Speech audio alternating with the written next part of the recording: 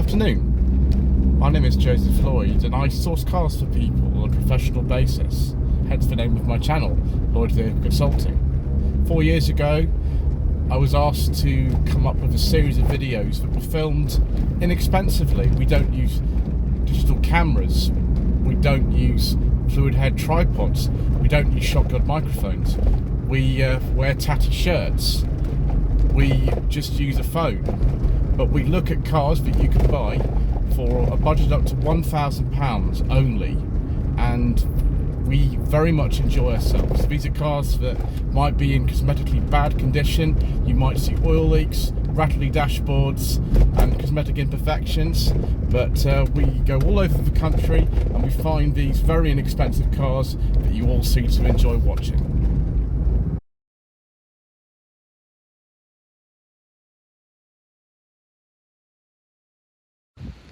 Back in 2022, almost exactly 2 years ago, I filmed a 2001 Fiat Cinquecento in a store in London.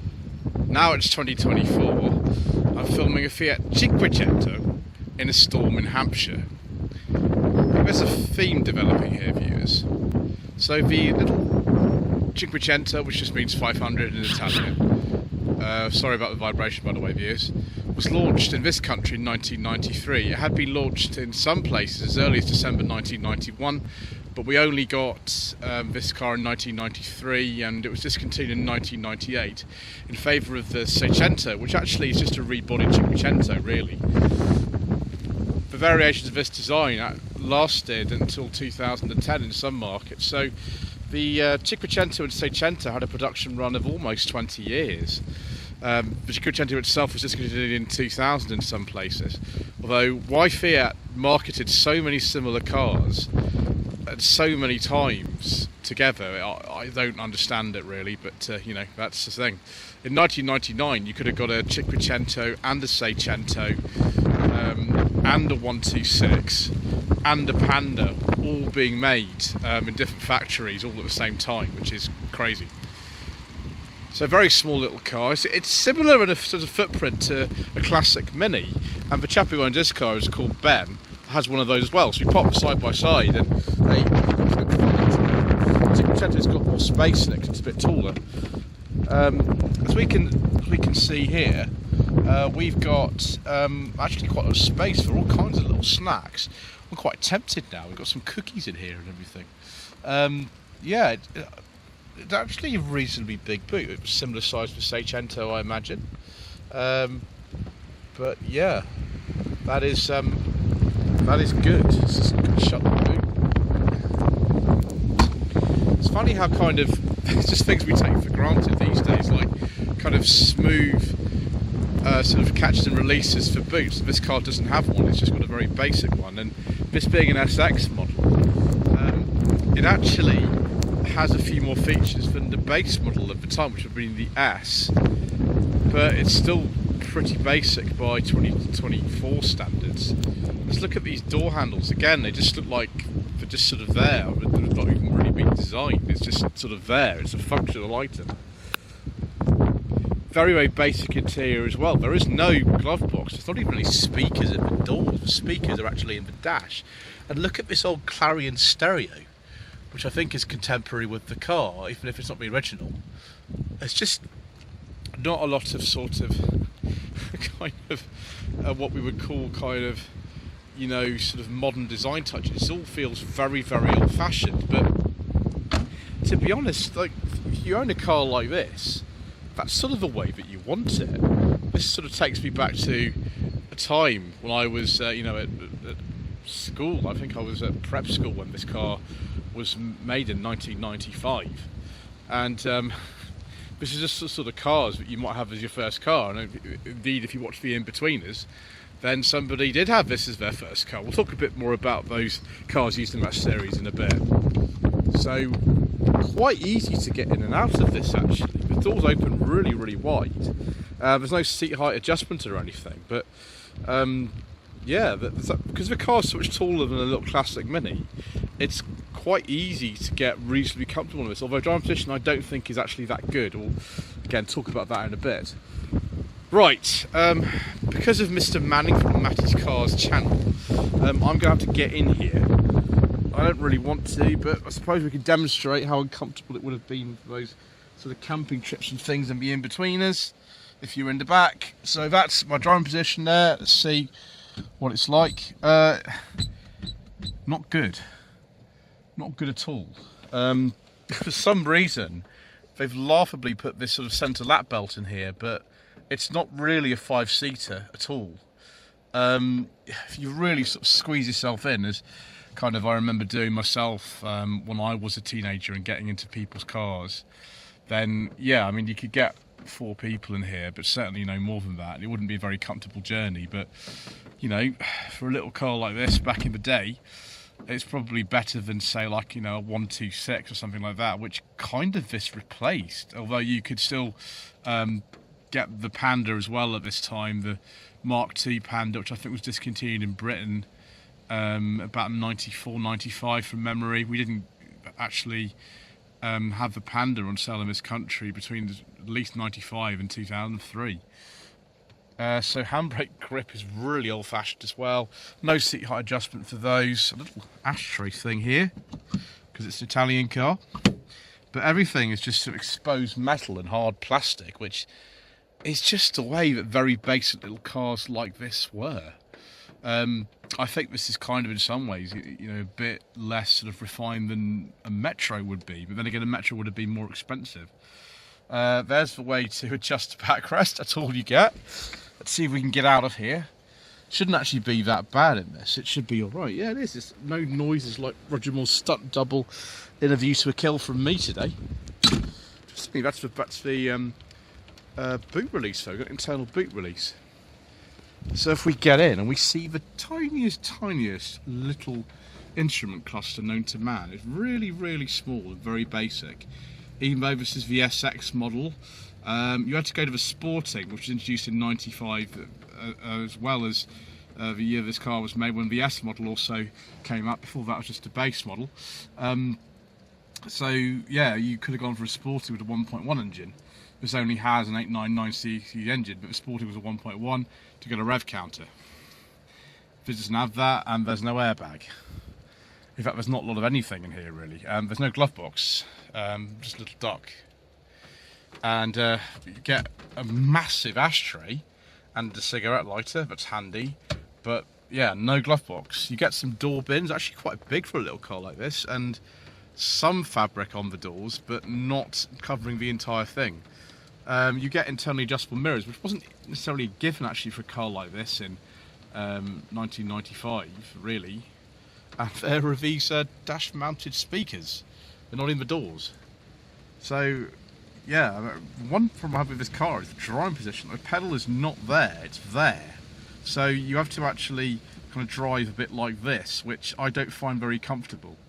And you sit quite high, these seats don't adjust up and down. So, yeah, also fun is the fact that this is the light switch here.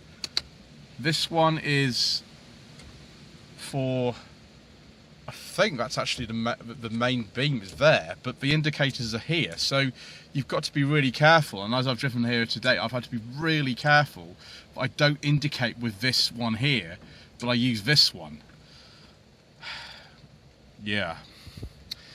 Interesting, but it's just the way that Fiats kind of were back in the day. They were just kind of like this, and the cars actually lasted quite well. This, for example, has done 113,000 miles, and it's not actually rusty at all. I can't see any rust on it, which is good, and it retains this entirely little bright colour.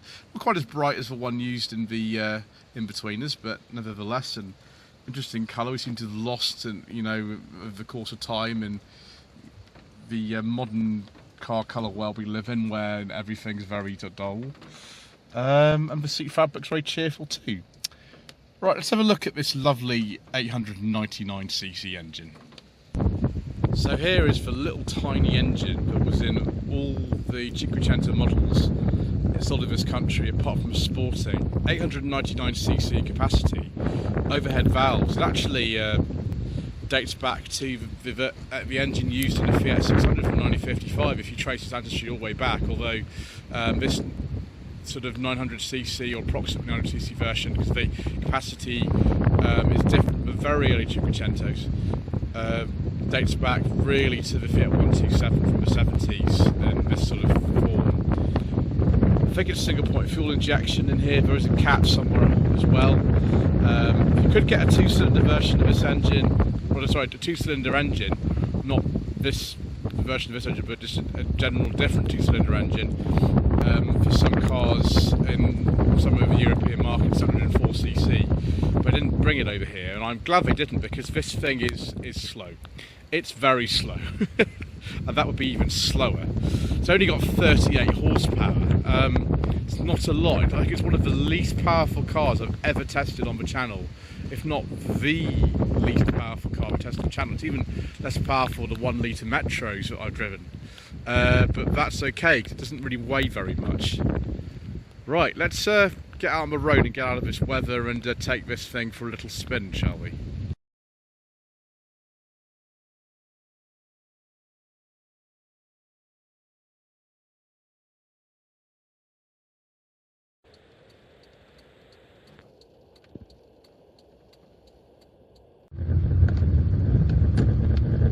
Right viewers, we're out on the road in the Cinquecento. The gearbox in this car is not the best. Ben, who owns this car, described it as a bit notchy. Yeah, it certainly is. And this car is not fast. With 38 horsepower, it does 0 to 60 in about 17.4 seconds. I've seen some people record 0 to 60 time as up to 20 seconds, and certainly it's not very fast, and it makes a lot of noise. The sporting model, which came along in 1995, would be a better bet. That has a 1.1 fire engine, which is the same one used in the Mark I Punto, and that can reach a terrifying 97 miles an hour. I'm currently doing about 50, and that's kind of as fast as really I would like to go in this. I think that's fine. Yeah. With this very strange road position, we have to be very careful where you put your feet so you don't accidentally press the wrong pedal. It's not the best. There's a surprising amount of room in here. It feels a lot more spacious actually than it has any right to feel. But you just don't want to have an accident in this. Well, I wouldn't recommend it at all. Just be very careful. Yeah, so as long as you kind of get used to the fact that some of the controls are in quite weird positions, like the rear wiper switches on the dashboard, and the headlamp switch is next to the hazard switch on the dash, and the main beam is actually underneath the indicators on a separate stalk, which is typical Fiat, by the way. Like, it reminds you of 127 or something like that, and it's okay. The overhead valve engine in this car is a bit noisy as well, but it's actually quite good fun. There it is, kind of making a lot of noise. A lot of noise! Sort of merrily humming away. But little Italian cars have always had, you know, this kind of character. They had it for years, and you know, it's sort of present in the current generation Fiat 500 that's been around since 2007, but it's not like this at all. It's such a basic little car with some parts kind of dating back such a long time, and a sort of obstructive gear change and all sorts of things, but it's just a lot of fun. I can see why Ben, who has a lot of other kind of very weird cars in addition to this, really likes his new purchase. And these can be picked up for just very little money, if that's what you want. I think the Cinquecento is probably for someone like me a better bet, although it's still got the pedals in those, so maybe not. But yeah, if you want a kind of little classic for not a lot of money that's very, very cheap to run, although not ultra low emission zone compliant, then this might not be too bad. One of the things I don't like about this car though is the fact that the mirrors, I can't get them to adjust properly. So it's a bit difficult to park, but you can just look behind you. One thing you could see probably from here is the fact that the rear windows are really, really close. So you shouldn't have any problems parking even if your mirror doesn't adjust properly.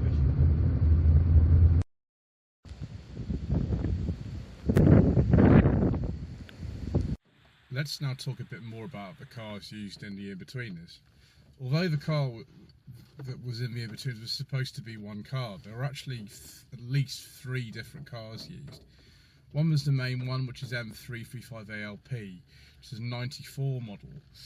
First of all yellow, but of course, as we know, with the door getting knocked off at Fort Park, it then required a red door. That car actually had an MOT that only expired last year, so I think it's still around somewhere. But a weird continuity error, sometimes you see the back number plate of the car as M483LTH, another 1994 car. I imagine that both those cars were used for the filming, certainly the first series. I don't know about sort of later. In 2021, another car that was used in the series, P1720GT, which is a 96 model, went for auction. I can't remember how much it made. I think it was over £5,000 actually. So yeah, at least 3 were used in the series, if not more. But back in the day, like, these little cars were everywhere and they were really cheap. I mean, they're still pretty cheap. This car cost its own yes, some well within no budget reviews territory. That's all I can say. So viewers, should you consider a Fiat Cinquecento for your hard-earned budget of up to £1,000? Yeah, well, you can get one of these with an MOT for less than £1,000 quite easily. Whether you want one of these or not, I don't know. They only got airbags right at the end in 1998, so not the safest cars in the world, not the fastest cars. The Sporting won't even do 100 miles an hour. This one will do about 85 in 4th. So yeah, just bear that in mind. But if you like this kind of retro look about stuff, then maybe this is for you. If you want to be Simon Cooper from the In-Betweeners, then this is a very cheap way of doing it. Anyway, thank you ever so much indeed once again for watching. Thank you to Ben for the loan of this car. Don't forget to subscribe to the channel, like this, leave a comment below, and we shall see you again soon for more inexpensive motoring.